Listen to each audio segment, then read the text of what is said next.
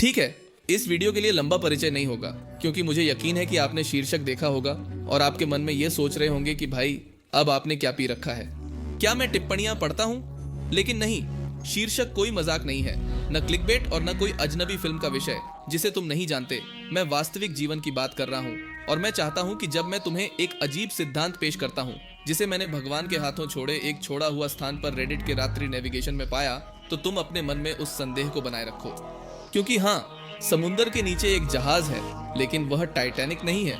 ये उन लोगों का जहाज है जो मेरे रास्ते में वर्ल्ड ऑफ वॉरशिप्स में आए थे, जो इस वीडियो के शानदार प्रायोजक हैं। आज के विषय की तुलना में वर्ल्ड ऑफ वॉरशिप्स कितना अद्भुत है, यह कोई रहस्य नहीं है, जो पीसी के लिए उपलब्ध सर्वश्रेष्ठ नौसेना अनुकरण है और वो भी मुफ्त में।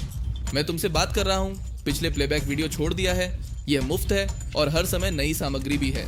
चाहे नई राष्ट्रीयता हो, तुम्हारे जहाजों के लिए नए रूप या गेम प्ले बदलने वाली नई कक्षाएं। ये वस्तुएं नए देश बनाती हैं जिन्हें नियंत्रित कर सकते हैं, गोडजिला को आमंत्रित करती हैं। वॉरशिप्स नहीं खेले? तुम क्या इंतजार कर रहे हो? नहीं, मुझे समझ नहीं आ रहा। खेल बेहद शानदार लग रहा है और प्रत्येक 40 मानचित्रों में अपडेट किया गया है, सिर्फ स्पष्ट टेक्सचर्स के साथ ही नए पानी के प्रभावों के साथ, जो वास्तविक से भिन्न करना लगभग असंभव है।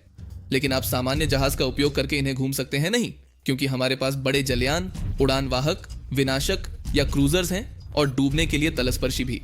अब आप अपने देश का प्रतिनिधित्व भी कर सकते हैं, क्योंकि पैन अमेरिकन क्रूजर लाइन का हिस्सा के रूप में Argentina, Brazil, Chile, Colombia, Mexico और पेरू से 10 नए क्रूजर जोड़े गए हैं। इस वीडियो को प्रायोजित करने के लिए वर्ल्ड ऑफ वॉरशिप्स का बहुत बहुत धन्यवाद। और अब हम इस साजिश में फिर से डूब सकते हैं।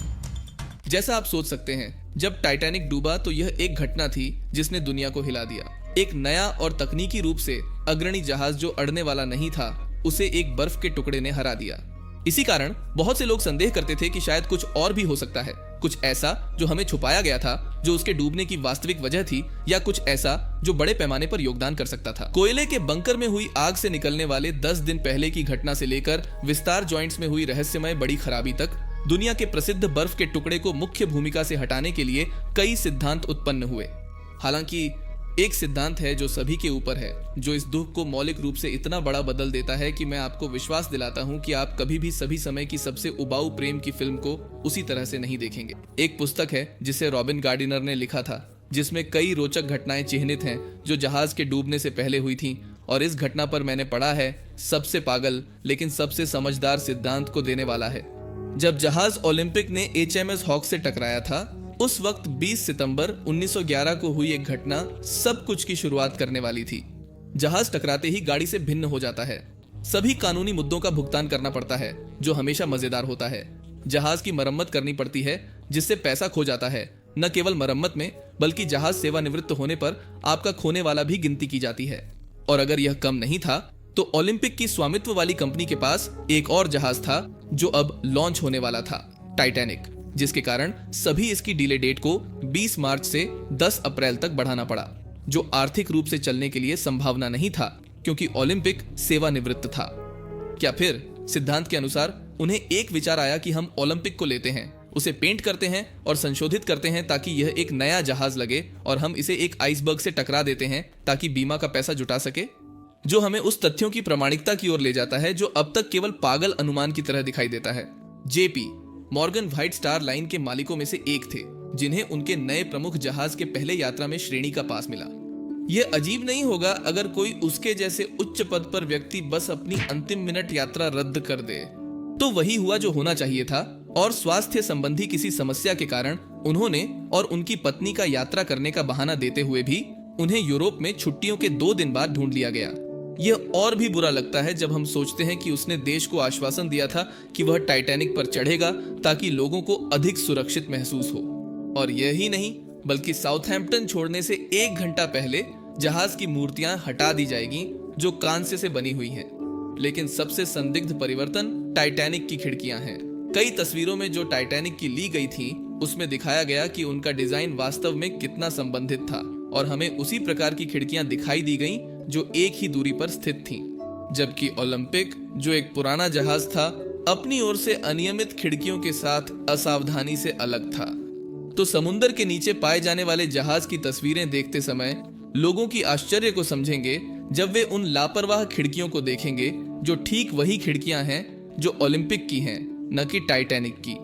अब आखिरी बात यह है कि जब नए जहाज का प्रचार किया जाता था तो अक्सर ओलंपिक के अंदर की तस्वीरें उपयोग की जाती थीं, जिससे लगता है कि शायद इस समय भी तो उसने लोगों को उस परिवर्तन का संदेश न देने के लिए इसे एक रूप दिखाने की कोशिश की थी। बिल्कुल, यह एकमात्र संभावनी पागल सिद्धांत नहीं है। एक और सिद्धांत है जो कहता है कि इसे फेडरल रिजर्व बैंक बनाने के विरोध को समाप्त करने के लिए उसे डुबाया गया हो सकता है, लेकिन यह हमें एक और विशाल साजिश सिद्धांत में डाल देगा जिससे वीडियो को दोगुनी लंबा हो जाएगा। हालांकि ठीक है, मैं तुम्हें इसी तरह छोड़ नहीं सकता, तो मैं कोशिश करूंगा कि इसे संक्षेपित करूं। वह घटना टाइटैनिक पर हुई थी जिसमें दुनिया के कई सबसे अमीर आदमी शामिल थे जो केंद्रीय अमेरिकी बैंक के निर्माण के खिलाफ थे।